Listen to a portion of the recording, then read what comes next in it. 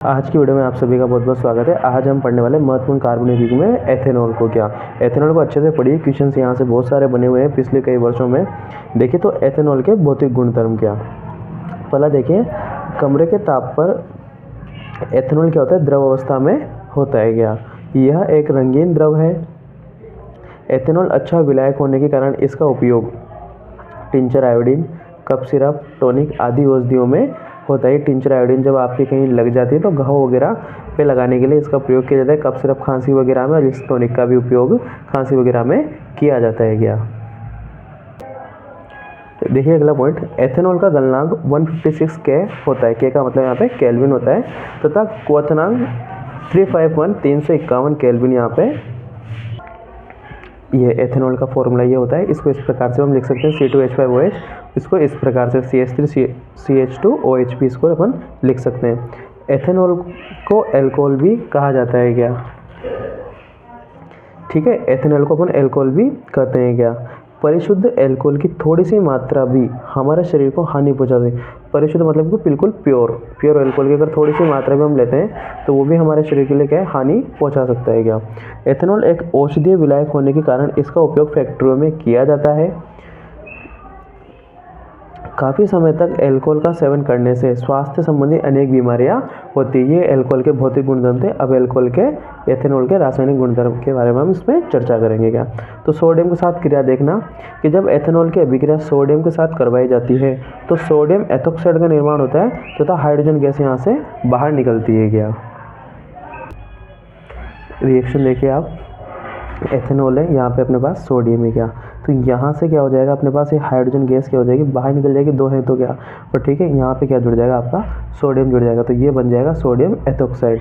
ठीक है, CH3CH2ONA। ठीक है, और यहाँ से हाइड्रोजन गैस बाहर निकल जाएगी। तो इस रिएक्शन को आप बिल्कुल अच्छे से कीजिए। ठीक है, असंतृप्त हाइड्रोकार्बन बनाने की विधि देखिए। जब एथेनॉल की अभिक्रिया सांद्र H2SO4 की उपस्थिति में 443 केल्विन ताप पर करवाई जाती है तो एथीन का निर्माण होता है। किसका निर्माण होता है, एथीन का निर्माण होता है। ये एथेनॉल है।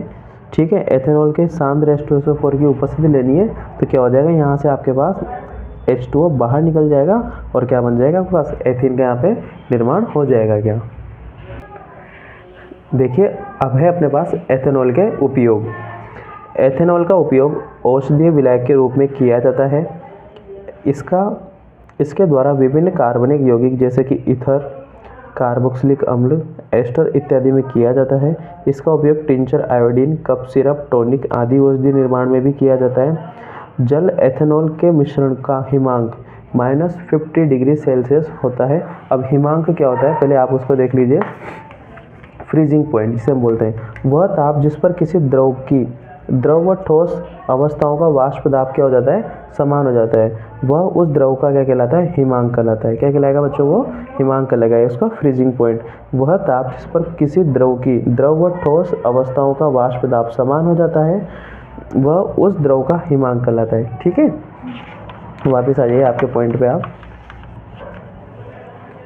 50 डिग्री सेल्सियस होता है जल व एथेनॉल के मिश्रण का, तथा इसका उपयोग वाहनों के रेडिएटर को ठंडे देशों में होता है। इस मिश्रण को प्रतिहिम कहते हैं। क्या बोलेंगे, इसको हम प्रतिहिम बोल देंगे। क्या शुद्ध एथेनॉल का हिमांक -118 डिग्री सेल्सियस होता है।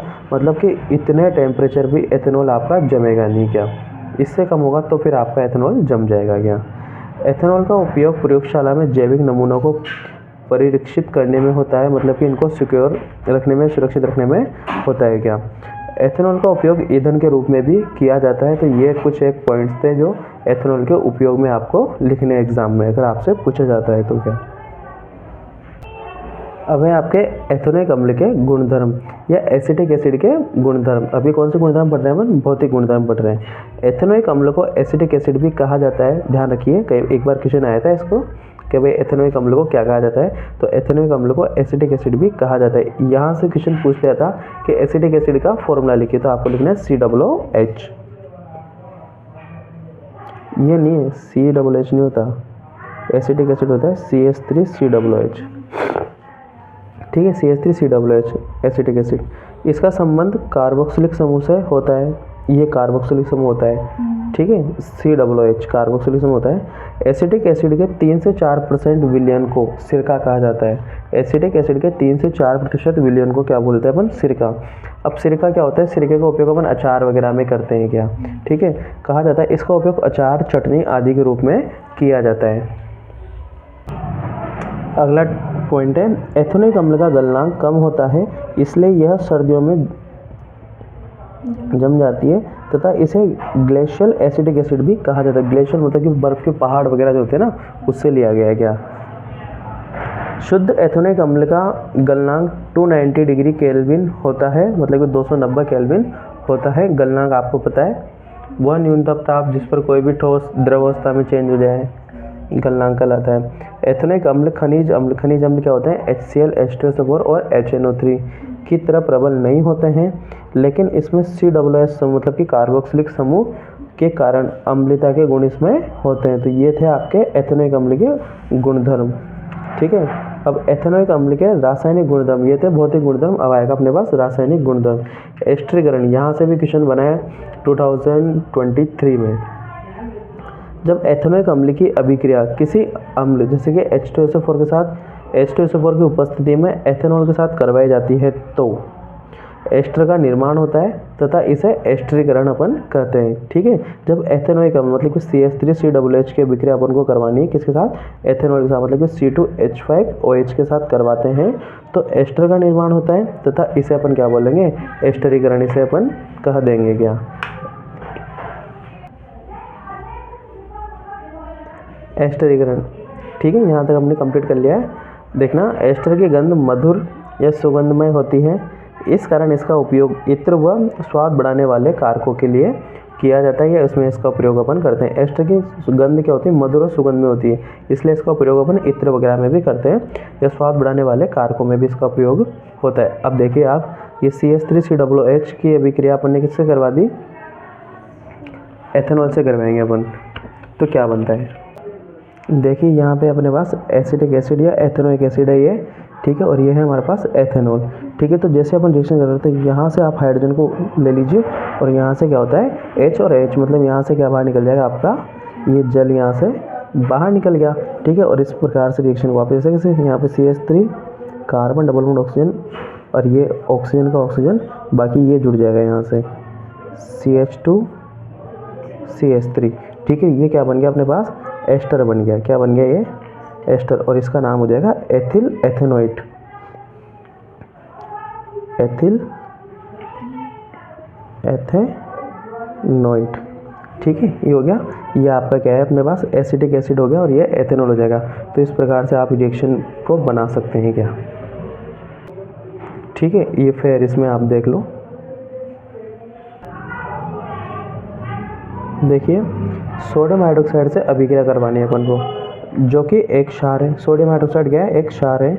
से एस्टर पुनः एल्कोहल का एवं कार्बोक्सिलिक अम्ल का सोडियम लवण बनाया जाता है। इस अभिक्रिया को साबुनीकरण कहा जाता है, क्योंकि इससे साबुन तैयार किए जाते हैं क्या?